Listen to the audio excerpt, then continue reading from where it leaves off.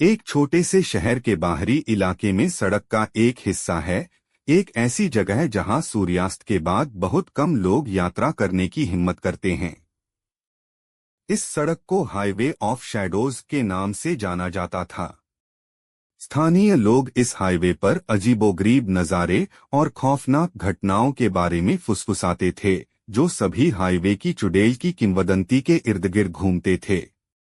कई साल पहले ऐसा कहा जाता था कि मीरा नाम की एक महिला हाईवे के पास के गांव में रहती थी। वह सुंदर, दयालु थी और एक नया जीवन शुरू करने के लिए बड़े शहर की यात्रा करने के सपने देखती थी।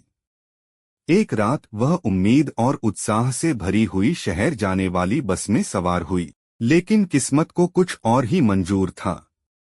उसी हाईवे के सुनसान हिस्से में बस का भयानक एक्सीडेंट हो गया। ड्राइवर ने नियंत्रण खो दिया और बस सड़क से उतरकर एक गहरी खाई में जा गिरी। इस दुर्घटना में कोई भी जीवित नहीं बचा। दिन बीतते गए और गांव में मीरा और अन्य लोगों की मौत का शोक मनाया गया। लेकिन जल्द ही हाईवे पर अजीबोगरीब चीजें होने लगीं। ड्राइवरों ने बताया कि सड़क के बीचों बीच एक सफेद पोशाक में खड़ी एक महिला ने अपने लंबे बालों से अपना चेहरा ढक रखा था। जब भी कोई मदद के लिए रुकता तो वह हवा में गायब हो जाती और उन्हें एक ऐसी ठंड से भर देती जो उनकी हड्डियों में समा जाती। अक्सर देर रात को गाड़ी चलाने वाले ट्रक ड्राइवरों ने दावा किया कि वही महिला अचानक प्रकट होती, सड़क के किनारे खड़ी हो जाती, कभी कभी उन्हें सवारी के लिए इशारा भी करती। अगर कोई रुकता तो वह चुपचाप सिर झुकाए हुए पीछे की सीट पर चढ़ जाती। लेकिन जैसे जैसे वे गाड़ी चलाते, उन्हें एहसास होता कि वह अब वहां नहीं है। इसके बजाय वे अपनी गर्दन पर उसकी ठंडी सांस महसूस करते। उसके बाद एक धीमी फुसफुसाहट, मुझे घर ले चलो, और फिर वह गायब हो जाती।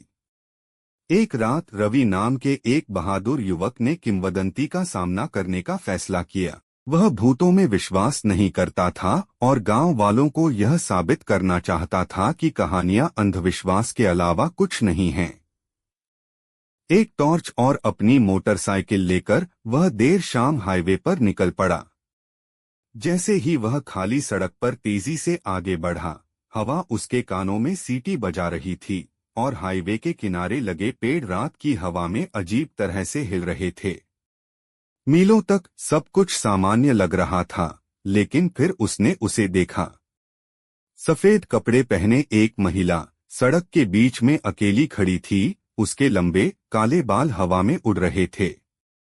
रवि ने अपनी गति धीमी कर दी। उसका दिल जोर से धड़क रहा था। यह सिर्फ रोशनी का धोखा है, उसने खुद से कहा, लेकिन उसके अंदर कुछ गहराई से जानता था कि यह कोई भ्रम नहीं था। जैसे जैसे वह करीब आया, उसने उसका पीला चेहरा और काली खाली आंखें सीधे उसे घूरते हुए देखीं। डरने के लिए दृढ़ निश्चयी, रवि ने अपनी बाइक रोकी और पुकारा, क्या तुम्हें मदद चाहिए? महिला ने धीरे से अपना हाथ उठाया और आगे की सड़क की ओर इशारा करते हुए फुसफुसाते हुए कहा, मुझे घर ले चलो। अपने बेहतर विवेक के विरुद्ध रवि ने सिर हिलाया। चलो, उसने शांत रहने की कोशिश करते हुए कहा। महिला उसकी बाइक के पीछे चढ़ गई और जैसे ही उसने उसे छुआ, उसके शरीर में एक ठंडी ठंडक फैल गई। रवि ने बाइक स्टार्ट की और आगे बढ़ गया। जैसे जैसे वे हाईवे पर आगे बढ़े, उसने देखा कि सड़क अंतहीन रूप से फैली हुई लग रही थी, जितना होना चाहिए था उससे कहीं ज्यादा लंबी। हवा ठंडी होती गई और उनके चारों ओर अंधेरा घना होता गया। घंटों लगने के बाद रवि आखिरकार इसे बर्दाश्त नहीं कर सका। उसने रियरव्यू मिरर में देखा और उससे पूछा कि वह कहाँ जाना चाहती है, लेकिन वह जा चुकी थी। उसे घबराहट होने लगी क्योंकि उसने अपने कान पर बर्फीली सांस महसूस की और एक धीमी आवाज फुसफुसाई, तुम्हें यहाँ कभी नहीं आना चाहिए था। घबराए हुए रवि ने ब्रेक लगाए, लेकिन बाइक नियंत्रण से बाहर हो गई। वह एक पेड़ से टकरा गया और सब कुछ काला हो गया। घंटों बाद जब रवि को होश आया, तो वह हाईवे के किनारे पड़ा था। उसकी बाइक उसके बगल में क्षतिग्रस्त हो गई थी। भोर की पहली किरण आसमान में चमक रही थी और सफेद कपड़े पहने महिला कहीं नजर नहीं आ रही थी। घबराया हुआ वह लड़खड़ाता हुआ गांव वापस आया, यह बताने में असमर्थ कि क्या हुआ था।